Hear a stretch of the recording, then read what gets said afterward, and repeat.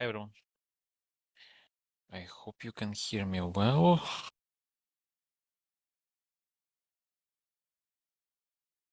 I will do a bit of preparation work. Right now I will make a post on Telegram.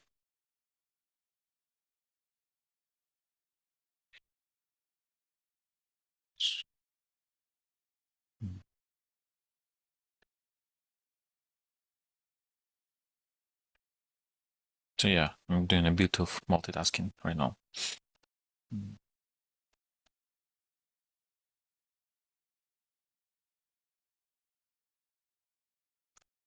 Okay, just made the announcement. Yeah, hi.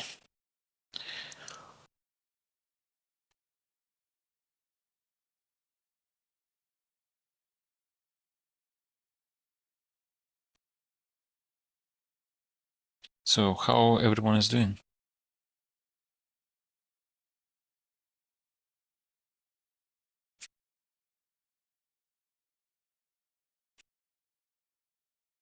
So I have the lights.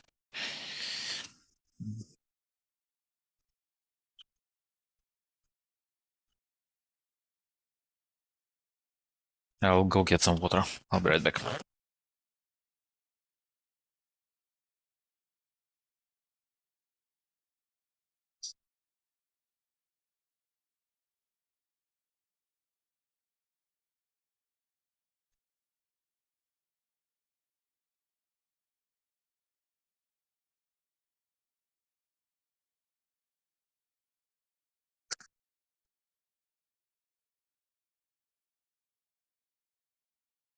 Hi, Ella.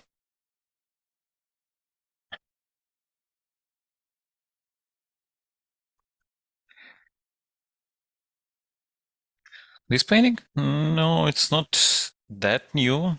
It's since end of December. It used to be here in this area, but I realized that when I stand here, the painting is actually behind my back, so it's not really visible. So then I put it there, so then you can see it. It's beautiful, isn't it?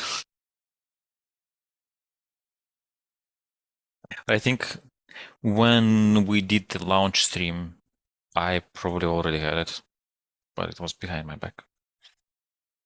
Yeah, I will also post the link for questions in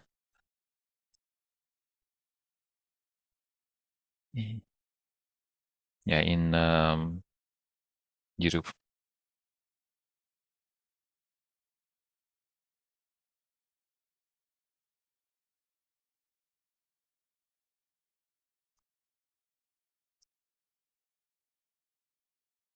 Okay, now there is the link for posting questions in is pinned in the live chat.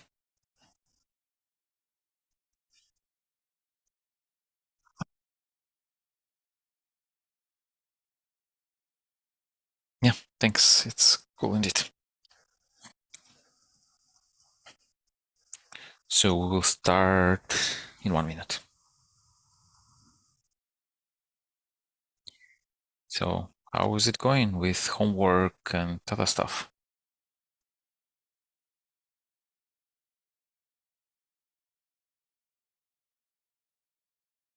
So in the meantime, I'll check that I have on the links. Yeah, there is a question if it's recorded. I'm wondering why this question keeps appearing, because like it's always recorded. I will need to edit.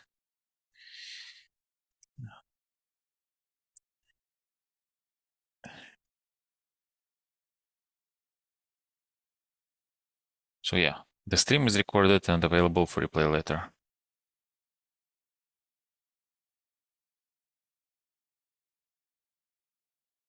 It's like it's always recorded. It's a nice thing on YouTube. When you stream, it's real time, but then the recording stays on YouTube. So it's really convenient. I don't need to do anything. I just stream on YouTube and then it stays there. The only thing that it's annoying is the Zoom thing in the corner, but I'm just used to that because it's really convenient. Like I just need to click one button in Zoom. So I have a Zoom call with myself right now. I'll just click one button, stream to YouTube, and then that's all. Super convenient. Oh, I see there are a lot of questions already. I think we should start. So let me share my screen. And first, I want to thank everyone for making this far.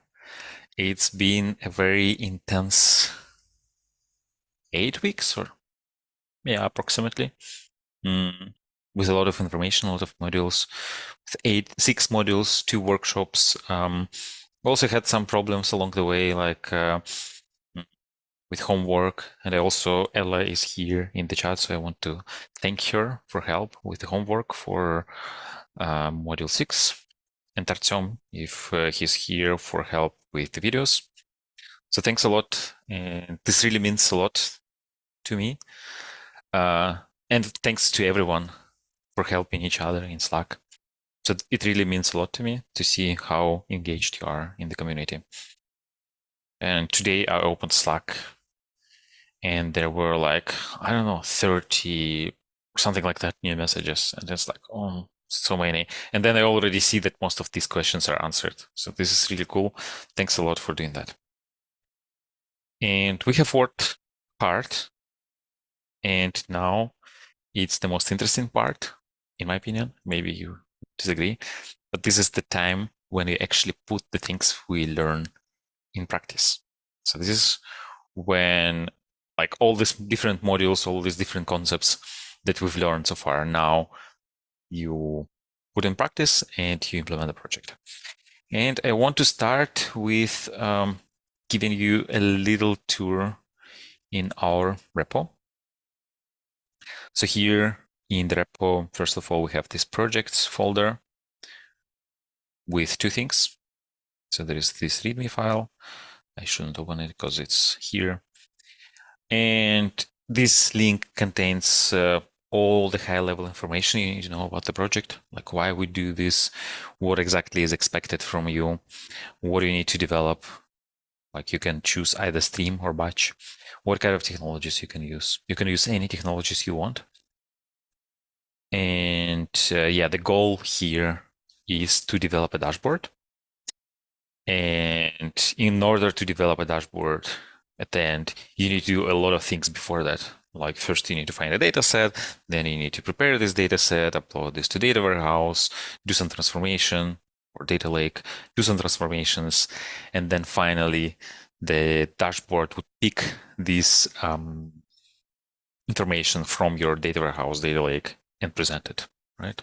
So yes, data engineers usually do not spend a lot of time, or usually they don't spend any time developing dashboards. But this is how usually the work of data engineers is used at the end. So all the steps before the dashboard, this is like the area of responsibility for data engineers. So that's why we also have the dashboard at the end. And this is super useful to know how to do that too. And here in this page, you can see evaluation criteria. So keep them in mind when you work on your project, because this is how your project will be evaluated. And yeah, you can see that the criteria are problem description, cloud, ingestion, data warehouse, transformation, dashboard, reproducibility, right? Yeah. And the important thing here is the peer review. So once you submit your project, you will have 2 weeks for that to work on your project. You submit your project, and after that, you will need to evaluate 3 peers. So 3 projects of your peers, and you will get to see their projects, and you will evaluate them according to these criteria. And one of the criteria that is quite interesting is reproducibility. So ideally, in order to check if the project is reproducible, you need to try to reproduce it yourself, right? And this is highly advised to try to do that. when you work with, when you review a project of your peer, you should try to reproduce all the steps, because this way you will learn a lot when you try to do that. But it's not like we cannot expect everyone in this cohort from the students to have that much time and access to all the resources in order to ensure 100% reproducibility, right? Sometimes, for example, you don't have access to a particular cloud. So, for example, I know students from Russia, they don't have access to AWS or GCP usually, so they use some alternative cloud providers like Yandex, for example. But maybe you don't really want to have to register at Yandex Cloud in order to reproduce all that. It's fine, right? What you can do is, in this case, just check the project, check the code, see if you can spot any mistakes, and just look at the instructions that there are there, and ask yourself, like, are these instructions enough to actually reproduce a project? So use your common sense when doing that. And again, it's highly advisable, if you have time and access to all the resources that are used in this project, to actually try to reproduce that. This way you will learn a lot and you will take most out of this experience. But yeah, if you're short on time, you cannot spend so much time on evaluating your peers, just cloning the project, going through the code, and checking all these criteria, dimensions, and then here, you can see that instructions are clear. You know how to run the code. You don't have to run the code, but you can run the code, and you see, then you can give 4 points, right? Or you do this and you see that instructions are incomplete. They look fine, but like some steps are missing. Then of course, you give 2 points. And the same with others.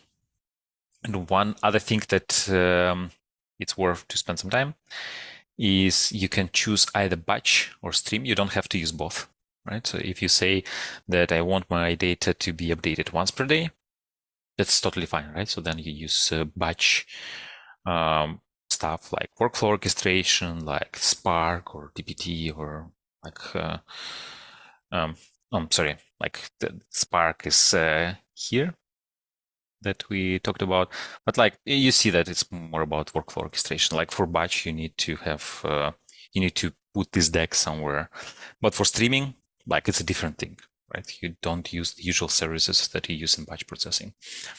So first, when you select a problem, I think there is, so this is the steps you need to do. So first, you select a problem, you find a data set, and then you decide if you want to do batch or stream.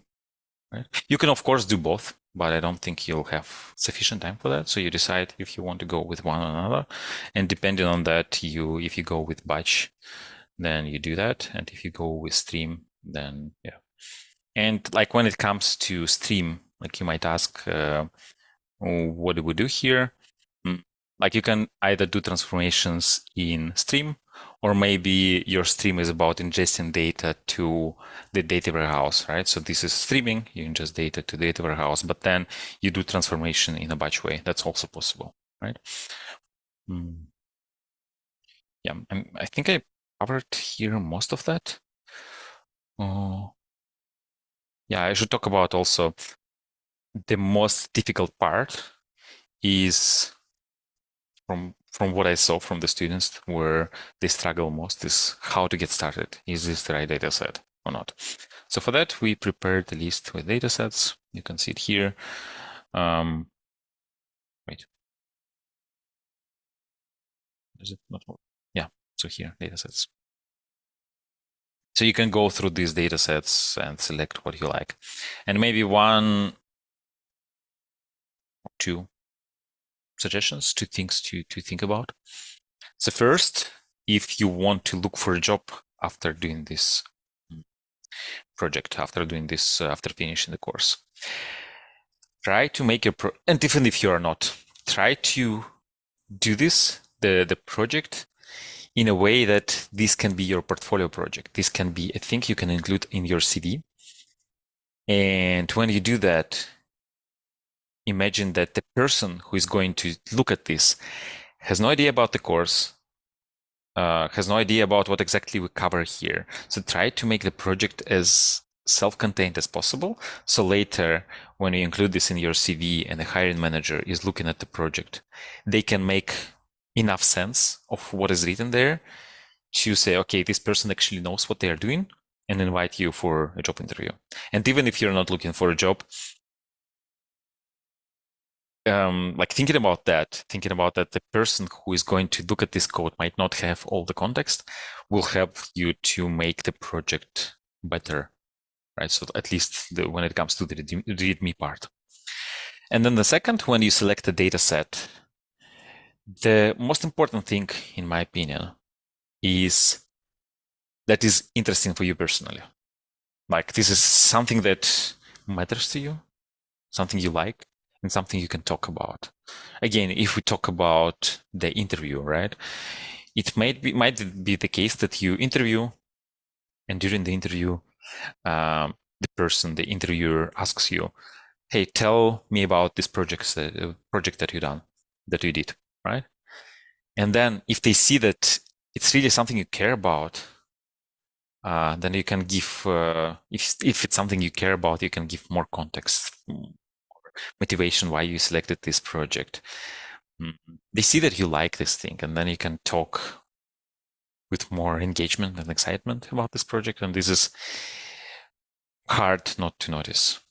So yeah, two things. And then when it comes to the size, of course, it's better that the bigger, the better when it comes to the data, the size of the data set for the project, right? Because like if it's a big data set, then it's more relevant to real world data, because usually in real world we have rather large data sets. But it's not always easy to find such a good and big data set. So that's why I would say go for the data sets that you like rather than for the size, right? Hopefully there is enough data sets here. And of course, if you find something else that is not here, feel free to create a PR to this document. Yeah, I think I showed, this is the main thing. So I need to show you one more thing before we go to questions. So this is this project section. And then of course, if we go to the cohort, so this is all the cohort related information. Then we have this project MD section, and it doesn't have any more information from what the other page says. And here we will have the links to the forms. And then I want to briefly show you the form, how exactly you go about submitting.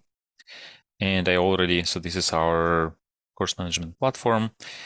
I really need to work on the user interface, but yeah, one thing at a time. I only implemented this project thing. You can see when I deployed it. So it's today at 3 o'clock when it was deployed. So yeah, right now I'm working on functionality, and then I'll work more on the design. Anyways, so this is how you find it. It should be consistent probably with the titles here. Anyways, so here is the project attempt number 1. This is what starts today. We will have another attempt later. Maybe this is what I should talk about too. So if you don't have time to work on a project right now for different reasons, maybe you're on vacation, maybe you started late, there will be a second attempt in 2 weeks when you can do, and you need to pass at least one. You can do project attempt 2 or project attempt 1 or project attempt 2. You don't have to do 2 projects, only 1. If you are into projects, you can do both, but yeah, maybe you'll get more points, but yeah, it's also possible to actually do 2 if you want, but in order to get a certificate, you need to pass only 1 project. And if you fail the first project, you have another attempt to improve on the work and submit it again. And this is how you submit. So let's say this is your project, and I recommend to create, we would recommend to create a separate repo for the project, not create a not to create a folder in your course repo, but to create a separate repo. And this is especially useful if you want to use your project as a portfolio project. So then you can just add a link to your repo without having like this super long link. Okay, and then where it is? Sorry.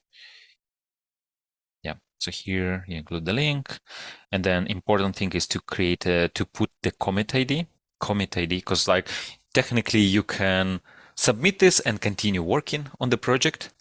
And in order to make sure that once you submit it, this is the version that, because everyone has only 2 weeks to complete, and it wouldn't be fair if after these 2 weeks you could continue working on the project. So we ask you also to provide the commit ID, and this is where you find it. So this is this hash that you copy, and I will show you also when you review how to actually, if somebody continued to work on the project, which is totally fine, I will also show you how to go back in time for that particular commit. Okay, then here you can add 14 different learning in public links, because like the idea here is you can report on your progress every day. You have 2 weeks, so that's why it's more than for homework. And then other things like usual. And then you just click submit. Yeah, why it's not wrong? Why it's wrong? Okay, I need to fix that. Okay, you click submit, and then it's saved. And later, if you continued working on the project, you could submit it one more time. You will just need to update the link or the ID here, and then maybe you want to add more learning in public links as you work.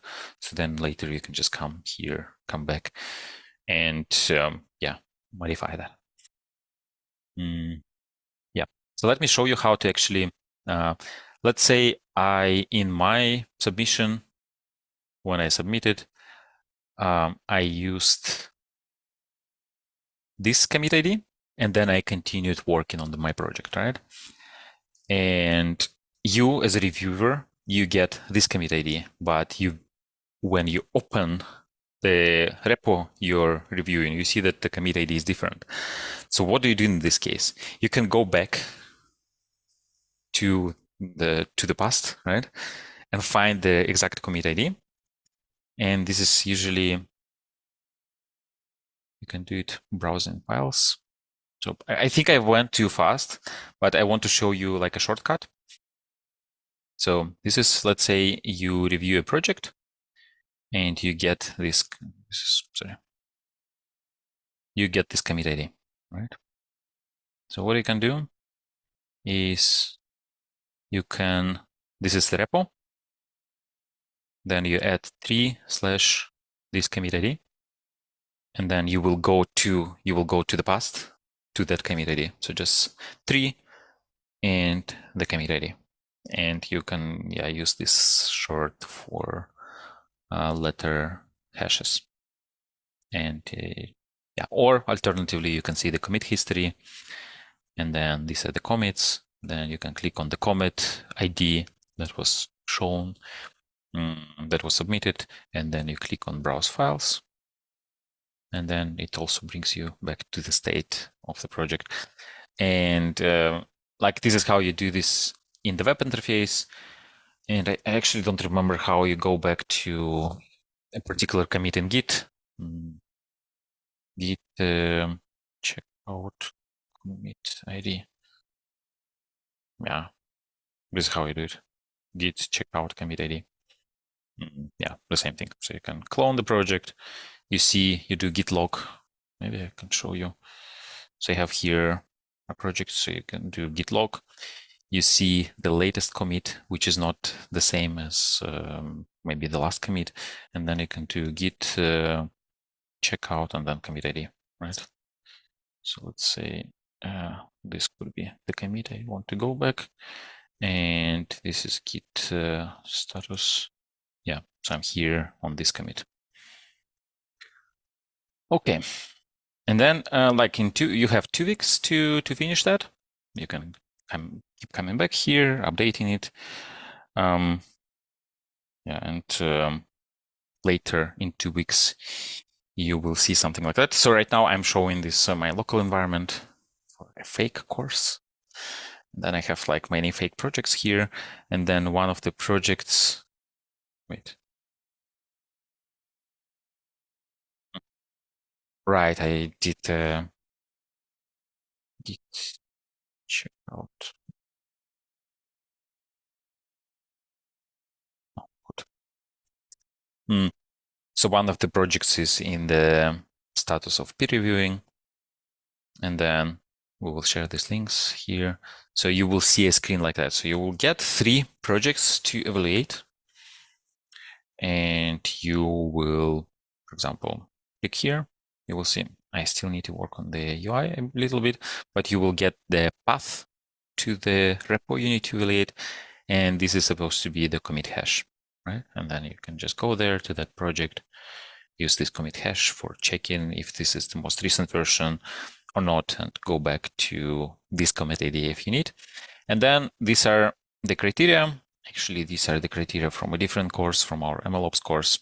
But for, of course, you will see the criteria from that page I showed you earlier.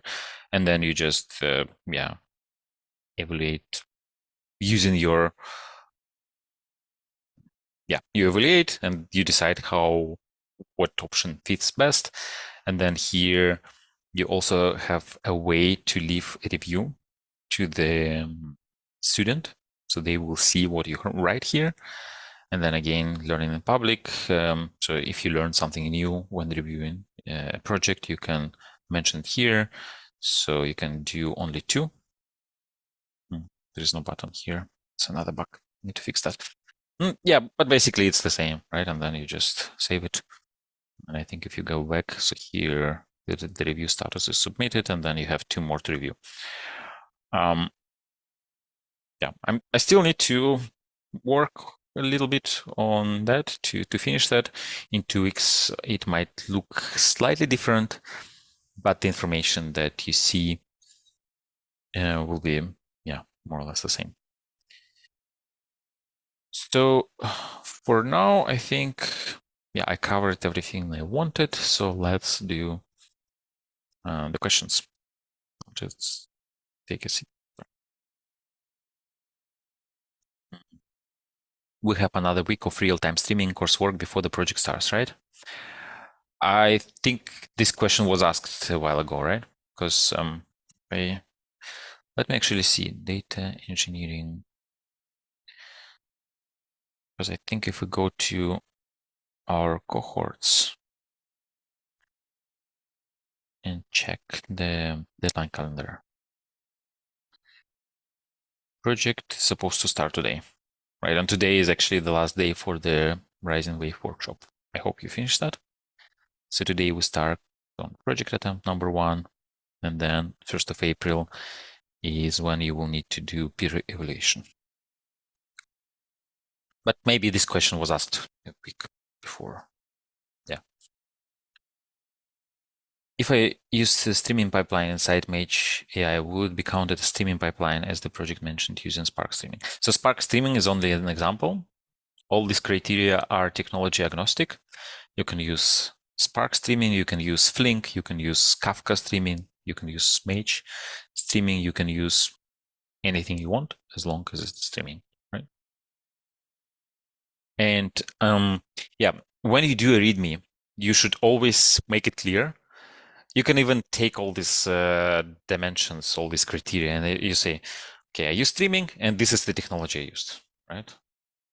I used, I don't know what else we had, dashboarding, and this is the technology I used for dashboarding. So just make it clear. If you're not using the technology we covered in the course, just make it clear to say that I use Mage AI for streaming, because not everyone who will evaluate your project knows that you can also use Mage for streaming. Can you submit two projects, receive marks for both? Yeah, well, ideally it should be either project attempt 1 or project attempt 2, but historically what happened in our previous courses, for example, machine learning Zoomcamp, is that the students were supposed to do only 2 out of 3 projects, but some did 3. They got 3 points, like 3 times more points. Well, I guess not 3 times more, but like they got points for all 3. And like if you're into this kind of stuff, like why not? I don't see it's not doing anyone any harm. Like at the end, you will have 2 projects instead of 1. So go for this. And yeah. Um, and it's also like technically difficult, would be too difficult to implement this enforcement of only doing 1 project instead of 2. So yeah, like I don't see any harm if you do 2. It's good for you. Like you'll have 2 portfolio projects. Yeah. Like if you don't have time to implement 2 projects, just do 1. It's fine. Do you enter your project into attempt 1, receive marks, and enter? Like, okay, if you submitted your project as attempt 1, you cannot, unless you failed, you cannot use it in attempt 2. The only situation, the only,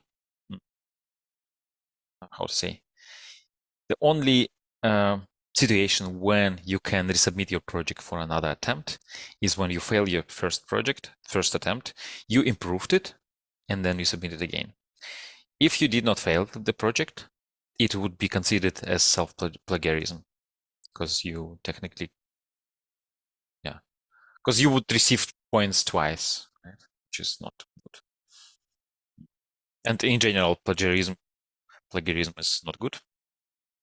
So if you see that a project you reviewed does not really look like a project that somebody made specifically for this course, you can dig a little bit deeper.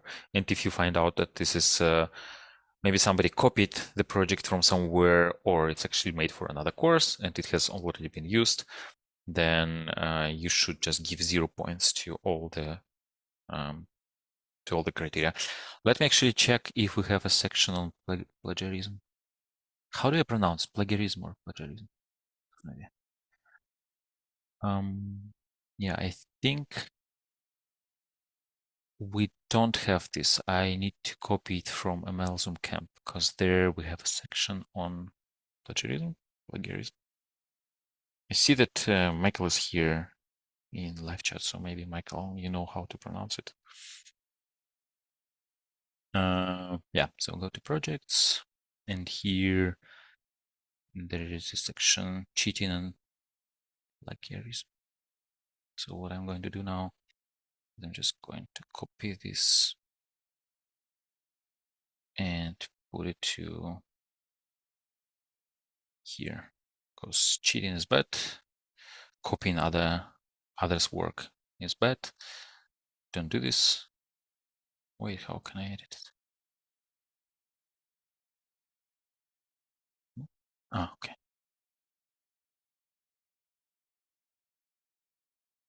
So edit here. Yeah, so don't cheat, please. If you get caught cheating, then you will receive 0 points for everything. I need to change ML to data engineering. But yeah. Let me go back to the questions. What's ideal dataset size in terms of numbers and records? Like if it's 100 kilobytes, then like it's not interesting, right? Like if it's a couple of megs, then I think here the important thing is like the infra you built around that for processing that rather than the size. Of course, it looks a bit weird if you process a file of size 10 kilobytes and you build like such a monster to process it when you can just hack a bash script for doing that. But here you need to practice on something, right? And then like I think in this case it's justifiable that you kind of go a little bit how does that? Do a little bit like of over engineering, let's say, and you you build a data pipeline for a 1 meg file, but it's fine, right? As long as the data set is interesting for you, it's fine. I think this is the most important criteria, in my opinion. Yeah. Can I submit the project after the deadline and get the certificate? You cannot. The deadline exists for a reason. If you submit after the deadline, well, technically, like, you will not be able to submit it after the form is closed, right?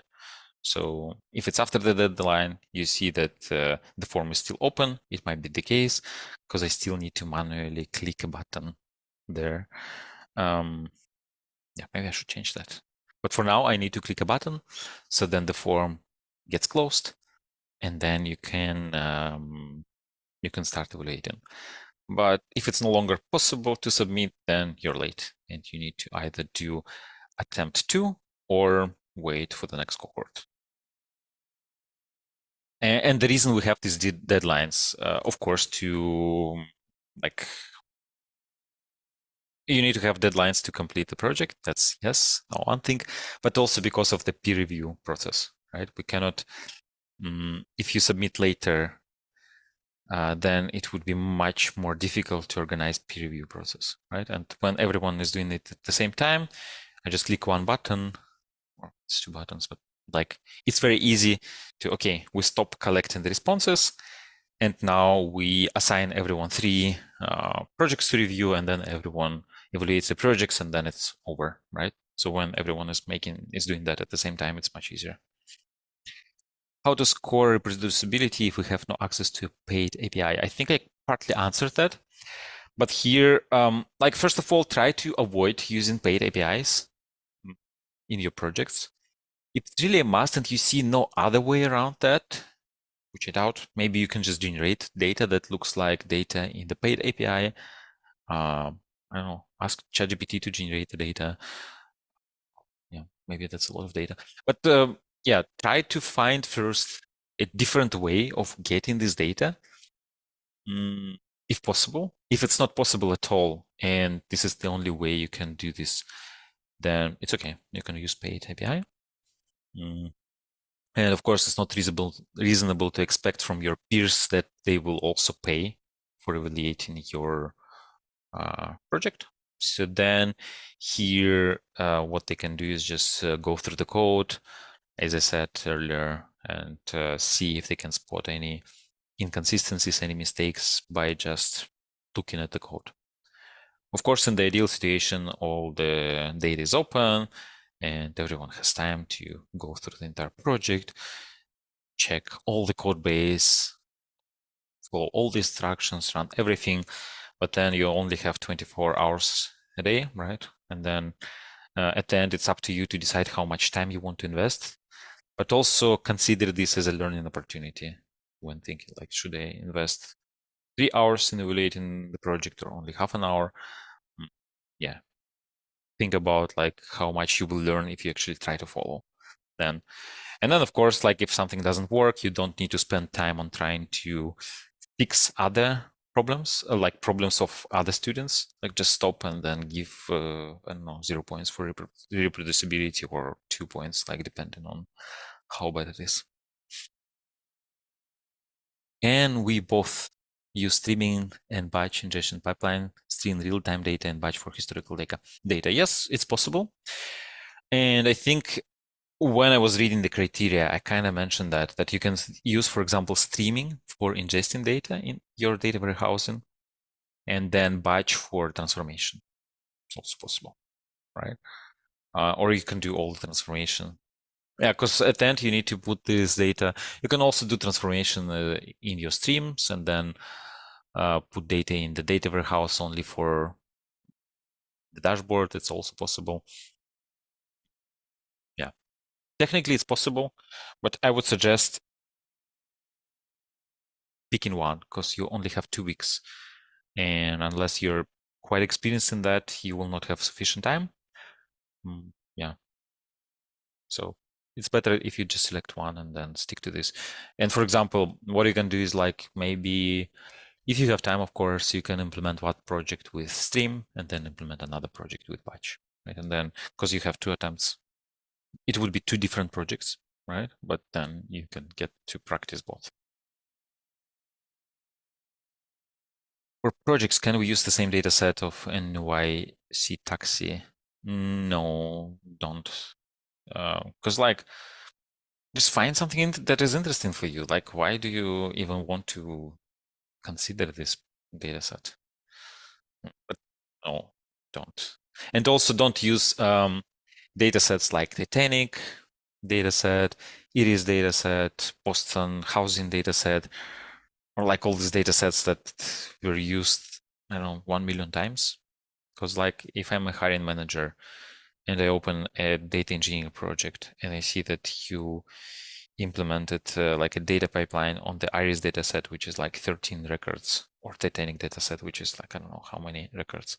It's like, I would, why? Okay, sorry. But yeah, just find something else, please. Do we need to use both streaming and batch? No. Do we need to containerize the entire pipeline? Yeah, depends. Like, as you saw, in some cases, you don't need to containerize some things, right? So, like, just start working and then you will see. And also go back to the criteria. So let's say if you run Mage and it's deployed somewhere, Mage is already containerized. So this way you kind of containerize the pipeline. I just joined the course last week and completed 50%. Can I meet the project submission deadline? If only now, by now you completed 50%, yeah, you can just binge watch all the videos, I guess.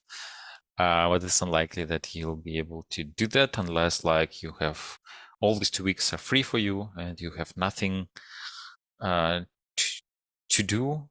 I mean, you don't have any other responsibilities, then I think it's possible, but you need to eat, to sleep, to do other things. I mean, you can try. Right? I don't see any harm in trying. But yeah, I would, if I were you, I would try to finish the course, finish the videos, and do project attempt 2. And then also one thing you can select, you can think, okay, what do I want to do? Do I want to do streaming or batch? Right? If you want to go with batch, which is easier than streaming, you just don't do the streaming module. You focus on batch only, and then later you come back to the streaming just to learn more about that. So then you'll just focus on what you need in order to complete the project, and then like all the other information that you don't need right now, you can come back and then yeah, check it later. If we are batch processing, is it necessary to use both PySpark and dbt? Just one, select one. You don't need to use both because both do batch processing.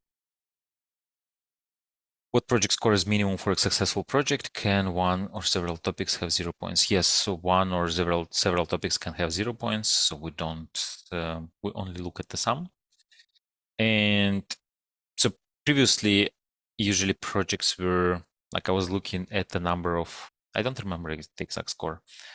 I was looking at number, so at least 90% of people should pass, and then usually it's like more or less the same score. But don't worry, like you will pass it if you work on that. And yeah, like if you put some time, you will pass. And if you just don't put any effort, yeah, you will probably fail. So as long as you genuinely work on the project, you care about this, you put some time in preparing it, you will pass, don't worry. So the passing criteria is rather, the passing score is rather small. But also I don't want you to discourage you from actually working harder on the project. So on the other hand, I want to motivate you. So yeah, please don't just do mediocre work and submit just to get the certificate. Because why? Like, why would you do that? Just do your best in the time you have, and then you will surely pass the project. if we use batch and stream in our project, can we get 8 points in that section? No, like you will get only 4. You can of course do, but like our criteria will not allow to enter both. Which would be better, create a creation project within existing infrastructure created during the course inside JCP or create new? I would go for new, and I think you can just, you already have some code, you can just reuse it, right? And of course you use Terraform, I assume. And then if it's the case, yeah, for you, it's not that much work to recreate the infrastructure for the project. So still have 20 minutes, right? Should I include steps for the reader to set up a GCP VM? Well, up to you. I wouldn't include it in the main README, but you can say, like, you can use a VM for, yeah, for this work. The instructions are here. But like, how is it? I would not focus on specific virtual machine or code spaces, although it's helpful. And if you do that, that's good. But you can just assume that they use some sort of Linux based system, or maybe Windows too is fine. But try to make, like, let's say if you use instructions for PowerShell, right? And then you cannot assume that everyone will have PowerShell, right? So then maybe better to stick to standard things like Bash that are more or less universal in Linux, macOS, and also Windows. Can I use a data set with static data? I mean, the data from, yeah, look, it's fine. This is kind of what we also did for the course. We used this taxi rides from 2000, like from a few years back. So it's kind of static, right? It's fine. What happens if we don't think our marks are fair from the evaluators? Then you contact me, or maybe first raise it in the public channel. And then we will see. Because this usually has not happened. This has not happened, and usually, like, the scores, in my opinion, were fair, but there is still non-zero probability that this might happen. So somebody might think that, okay, like, I'll just give zeros to everyone, and yeah, sometimes it might also be the case that not everyone evaluates the projects. Like, some people forget to evaluate, and let's say there is a situation, then no one else reviewed your project, only one person who has bad intentions in mind, which has not happened, but this is, again, a hypothetical situation. And then they just, for the sake of this, give you 0 points. Again, I don't think this will ever happen, but yeah. Then you can say, this is my project, but I received 0 points. Something is wrong. Then you can just appeal, and then we reevaluate. So it's possible. Which makes me think that I need to integrate this information here, but also I always have access to the database inside, so I can always manually override some of the things. Yeah, but again, there were situations when the students were not happy with the marks, but when I went there, interviewed, and concluded that actually the evaluation was fair. So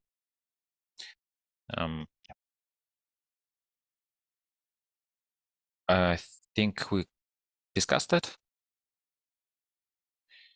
How do we know which projects to evaluate? I don't know if this question was asked before I showed this or later, but you will see things like that. And then all these things are clickable. And yeah, this is how you do this.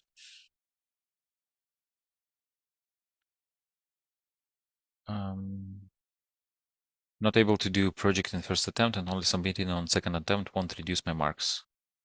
Yeah. Is using Docker image from Docker Hub considered? No, of course not. Like, I mean, of course, like, if somebody put a complete project on Docker Hub and you reused it, Yeah, then it's kind of cheating, I guess. But like we all use projects from like Docker images from like you don't want to build a Python from scratch, right? From Ubuntu. Uh, like maybe if you have a more concrete example, we can discuss it, but probably not. I use Metabase for dashboards and reports. All charts and dashboards cannot be regenerated by containerization. What should we do about reproducibility of it? Well, then you care about the reproducibility of all the other things that can be reproduced. Yeah, I guess that's it. Um, generate me a data set for job. What? Sorry, I don't understand. Can I use Metaflow as a infrastructure as code? I'm not familiar with Metaflow, so I don't know if it can do that. Like if so, I know that Metaflow is a workflow orchestrator, so you can use Metaflow as a workflow orchestrator if you want. If it can also do infrastructure as code, then yeah, go for it.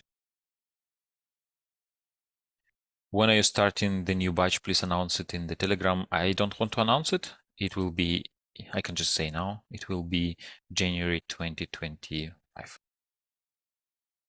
I'm planning on gathering my own data for the project using web scraping. Is it valid? Yeah, of course. Just keep in mind that you have only 2 weeks, and I imagine that you might spend 1 week on just getting the data or even more, and then you will not have much time to finish the rest. But it's certainly fun. So if you think you can manage that, you can do it. And then remember that even if it happens, you still have attempt to, because it's a lot of fun. And I think, like if I think about, again, from the hiring point of view, if I think about a person who not just found a data set that was ready to use, but actually there was a problem or some idea, and then this person went ahead and did like went the extra mile to collect the data set, that's like bonus points, right? So, but we like you will not get any extra I mean, course points for that. But yeah, if you're sure you can do this, you can pull this off, then go for this. How do scores for homework affect the certification? They don't. Is it too late to jump into the course? I think I answered that. Like you don't need to complete the homework. You can only like you get the certificate as long as you finish one project. And if you can do that, even though you jump late, then yeah, go for this. Is the 1st April a hard deadline? Or if there is a potential for you to extend it if enough people haven't had time to finish it? I want you to treat it as hard deadline. Week 6, it's necessary to do the project. No. Like if you want to do stream, then yes. But again, like even if you haven't done any modules, and then you can implement all the criteria yourself using your knowledge or knowledge from Google or whatever. Yeah, just go for this. But if you do stream, then probably you want to watch the module 6. Okay. Due to environment setup, I cannot meet up with this cohort. Yeah, I answered that. What scope of project is required and what is extra, for example, required?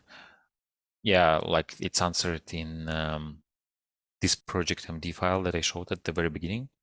Can I use Airflow instead of Mage? You can.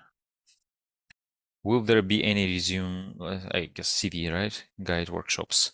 We plan to do this, so maybe yes. There was a thread in Telegram like a couple of, maybe one month ago, where we asked what you want. So we will have another stream. It's not clear yet if it will be just me or we have some external expert who will do that.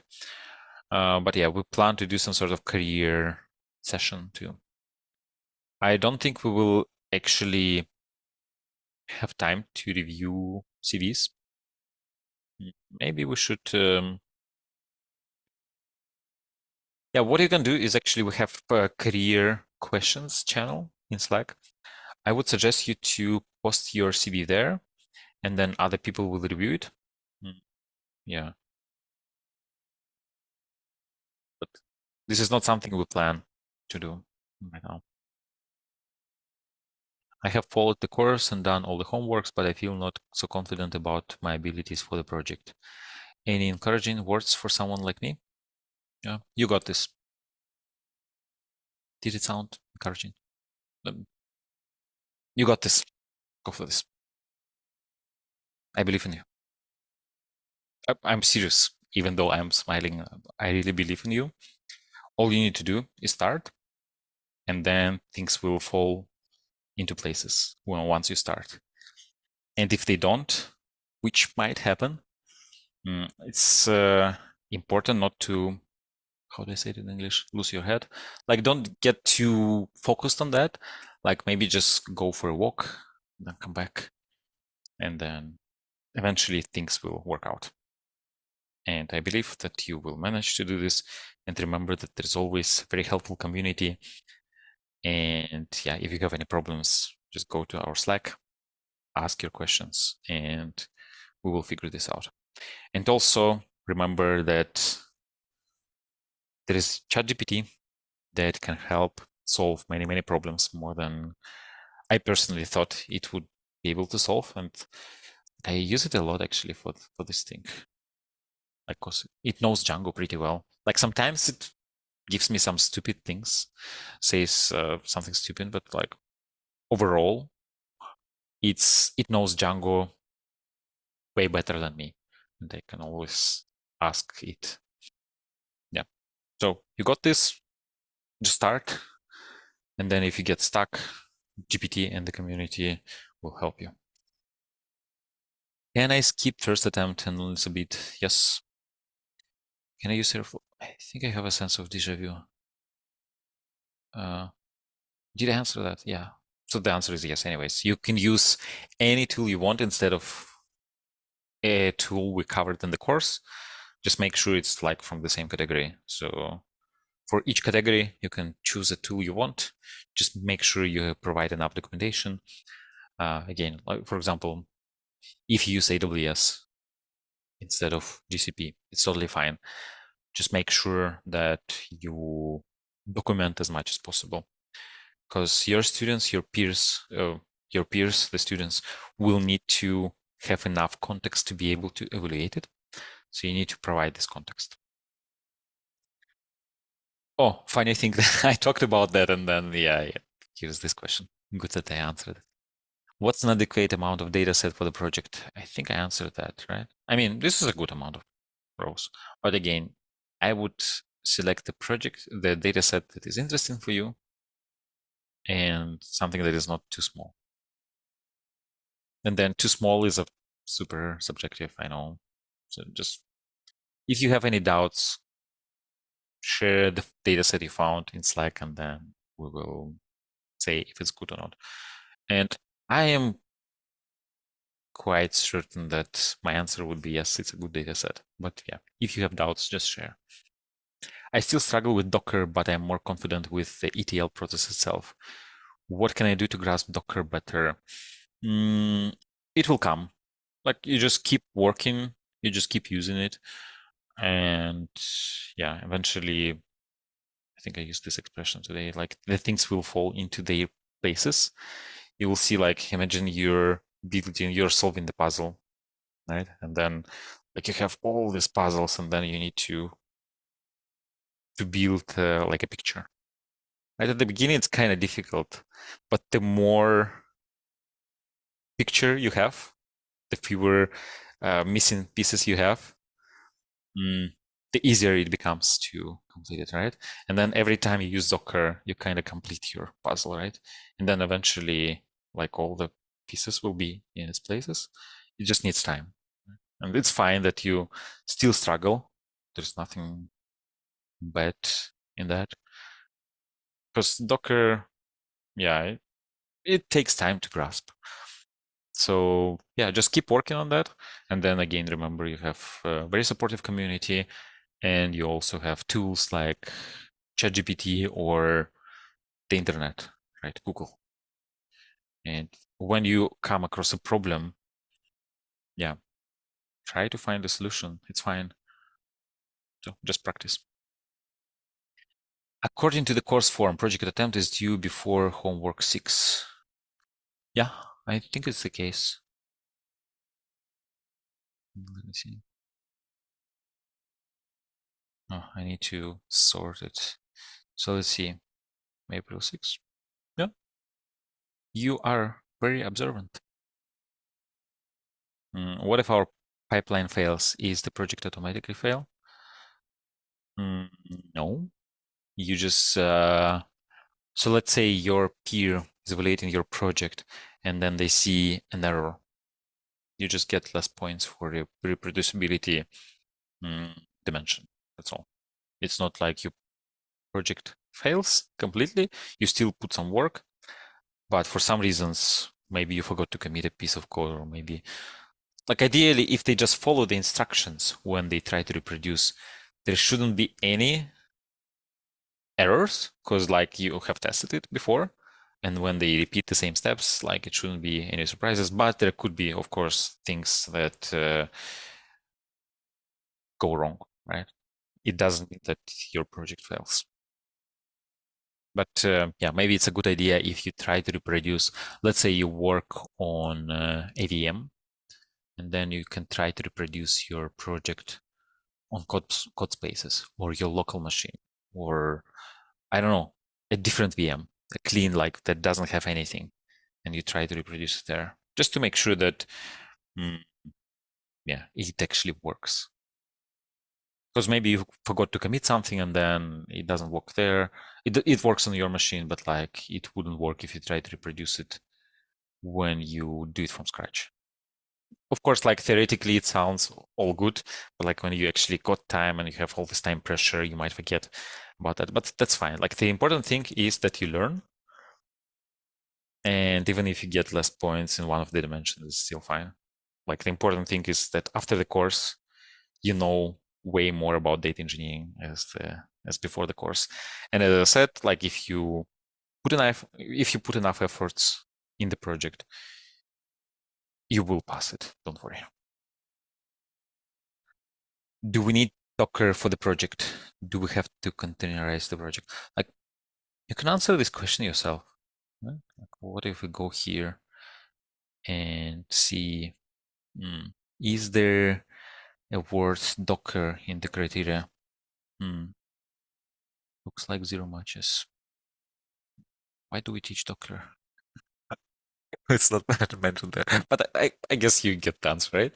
Uh, hmm,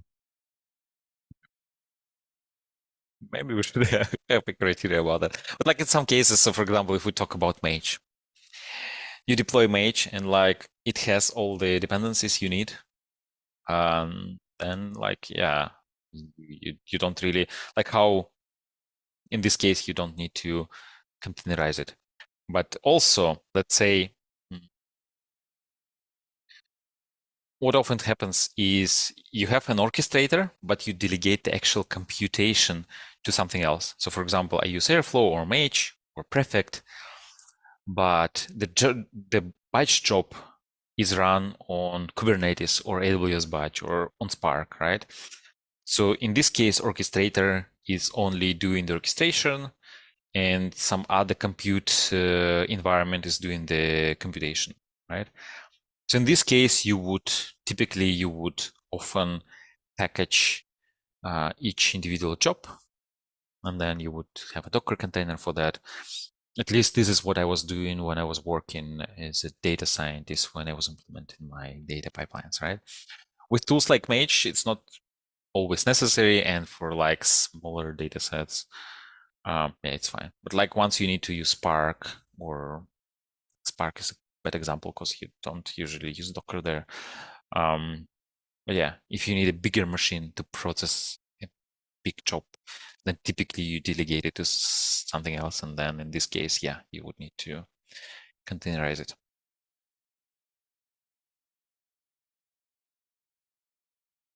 Okay. Yeah, sorry, I don't follow the live chat. I see that there are interesting discussions. But I'll focus on the questions. I think we're almost it's almost time, and then we have today a community meeting in Berlin. So if you're in Berlin, we have Meetings Germany channel where we often meet, and today is we have a dinner. So check it out. So I'll answer a few more questions and then I'll go. So let's see what we have today. How much of the command line or bash do we need to learn to become marketable data engineers? Well, first of all, you shouldn't be afraid of that, and then you should be able to use a search engine. Is it enough? I think it is. Yeah.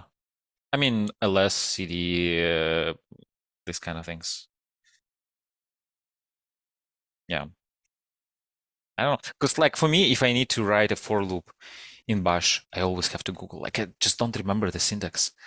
Or for example, in Bash, you can do like when a line of your script fails, it can fail the entire script or script can continue to execute, right? And then there is a flag that you send. It's like set plus E. Like I have to Google it every time when I do. Does it make me less marketable? Well, I'm not a data engineer, but let's say if I want to work as an engineer in general, like if I don't remember this thing, does it make it me less marketable? I don't think so. And then like, let's say if I'm hiring manager and I was a hiring manager many times, like I wouldn't care if somebody doesn't remember the syntax as long as they know how to find the information they need. That's fine. Because like at work, you don't just follow, memorize things from your head. You always have Google. Now you have ChatGPT, you have your colleagues. You don't sit in a bubble.